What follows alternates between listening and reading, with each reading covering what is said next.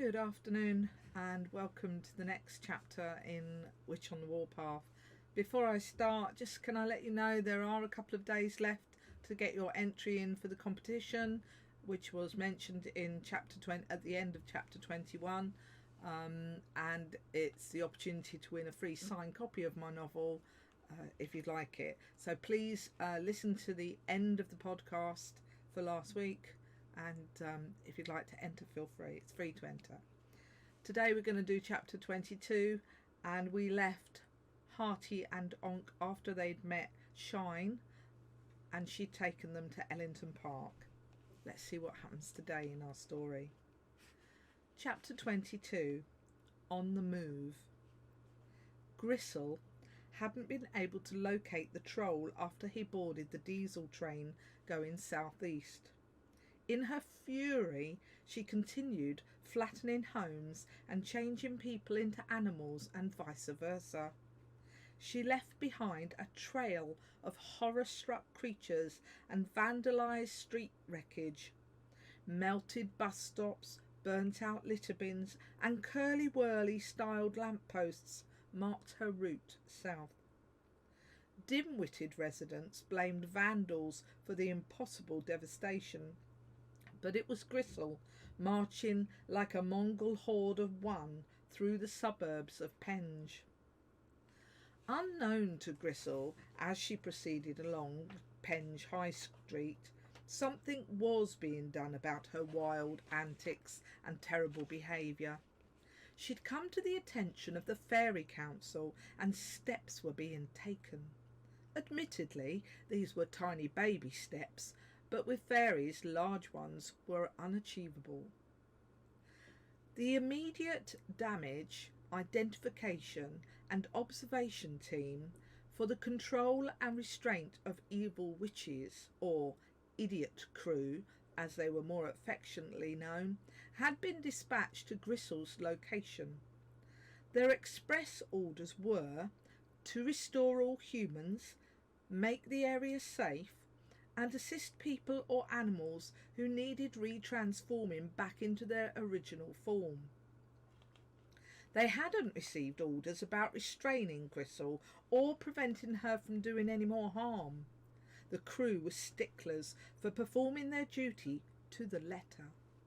Without a letter or indeed any words to the contrary, they would stick to their team motto and only restore, make safe and assist. Mac, the train, had been deployed back to the underground service 30 minutes after Hearty and Onk had left on the coal train, making it impossible for Gristle to find and interrogate him. After wearing herself out casting numerous spells and hexes on surrounding inanimate objects, Gristle plonked down on the last remaining piece of unburnt grass, grumbling like an unhappy volcano considering eruption. A thin vapour trail of steam circled her head. The remaining grass withered and died beneath her red pointy shoes. Watching from a safe distance, the crew sent out 4 tiny brown lookout sparrows to check the area for signs of enemy movement.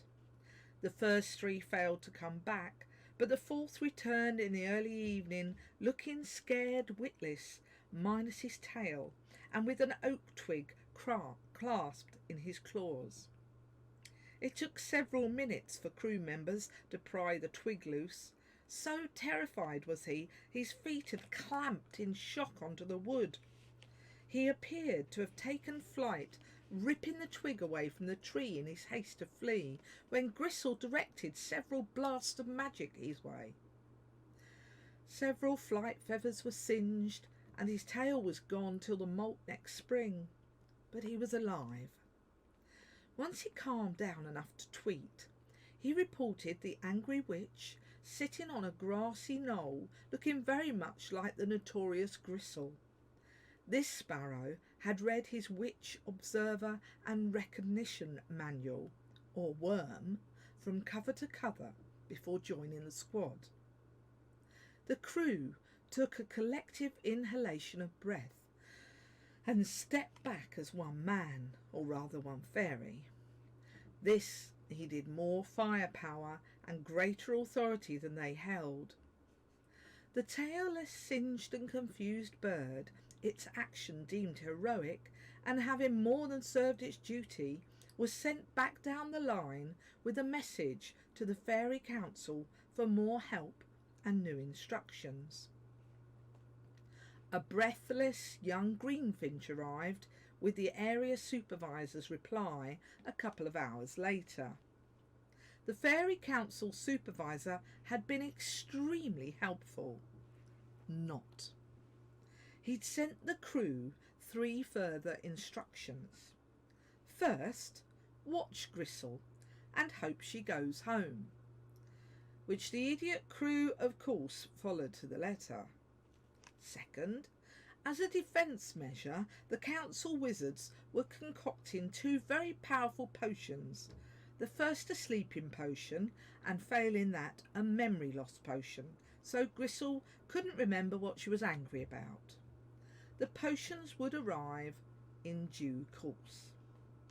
Third, if the potions didn't work, he suggested the team find out what it was Gristle was upset about. The squad didn't fancy the third option, and there were no volunteers to go and ask her.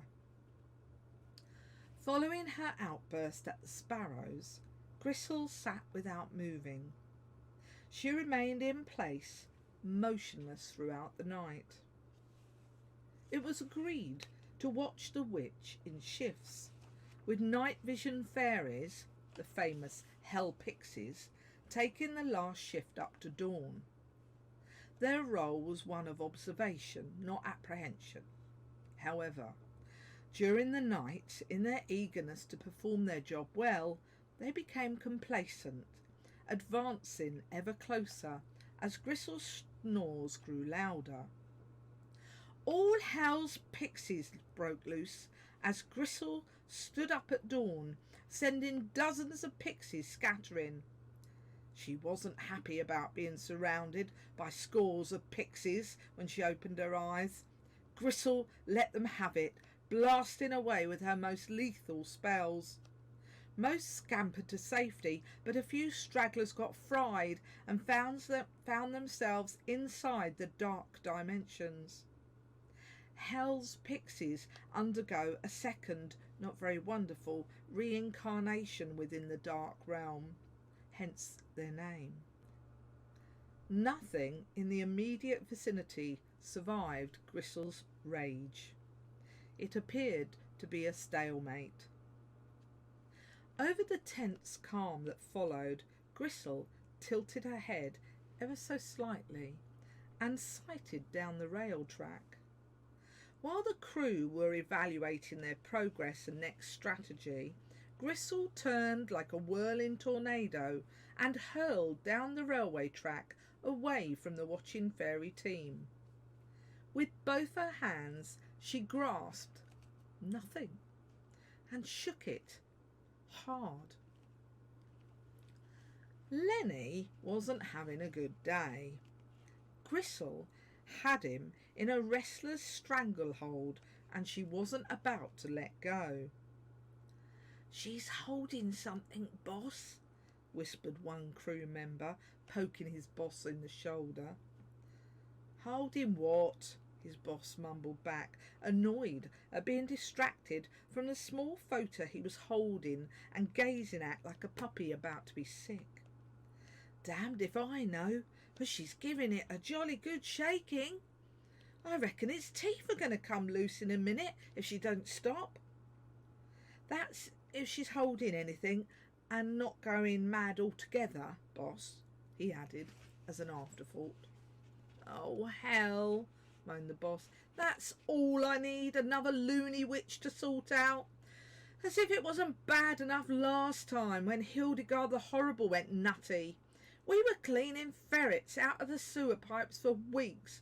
I've still got a man searching for hedgehogs in the U-bends." "Boss, now she's waving something, like she's spring cleaning." The boss looked over. I'll give her spring cleaning. I'm missing a very important meeting. It could affect my whole future. His crew were grinning at him. The boss's personal life was way more interesting than any mad witch antics. Forget I said that, he mumbled, going red in the face and neck, whilst hiding the small photo behind his back. Just watch the witch. All eyes turned back to Gristle, who'd vanished. Where'd she go? He demanded, as they scanned the area. There was neither hair nor hide of a witch to be found. It's true, witches have hair and hide, but I wouldn't tell one to their face. Not if you want to go home with all your teeth intact and inside your mouth. Maybe she's gone home, like the Fairy Council said she might, suggested one brave crew member. The team and their boss liked this idea a lot. They agreed that must be the answer. So after clearing up the remaining transformations, the idiot crew packed up and went home too. The boss, hoping he could rebook his important meeting with a certain female sycamore elf.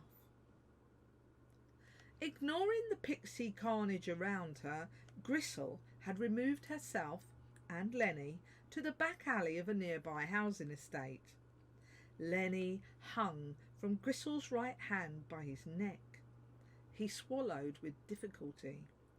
"You'd better be right, 'cause you invisible urchin of filth," threatened Gristle, "'cause if I don't find that troll, you'll be in big, big trouble." She accompanied each word big with a shake of Lenny's neck to emphasise her point. "No, no, no!" wailed Lenny, terrified on the edge of sanity. "It's true, it is. I heard them with my own ears." "Well, it's the last time you'll have ears if you're wrong," whispered Gristle, her threat one bite away. Lenny wailed again. "What do you mean, them?" she inquired, staring straight at Lenny's pock-marked face. Lenny wasn't quite sure how he got into this awful predicament. One morning he was stumbling down a grass bank, counting his bruises where he'd been thrown from the train. The next morning, while minding his own business, this indescribable nightmare of a bag lady had swooped down and almost strangled the life out of him. Him invisible too! The nerve of the witch! It wasn't Lenny's week. Thrown out of a train one day and all but asphyxiated the next. He had one slither of hope, though. He might get out of this nasty mess by aiding Gristle in her quest to find the nasty troll who chucked him from the train. Lenny had no respect for someone who'd do that, and no feelings of guilt for giving Gristle the troll's intended destination. Though he hadn't planned to tell her about Hearty, it sort of slipped out in his panic. "And now they're heading for Canterbury," he continued, after telling Gristle about the tree elf's involvement. "Why?" she spawled at him, spitting dribble across Lenny like a faulty garden sprinkler. For the merest microsecond, Lenny was tempted to wipe the spittle off his face. But Gristle stood in front of him, staring into his dark soul, willing him to take that fatal step.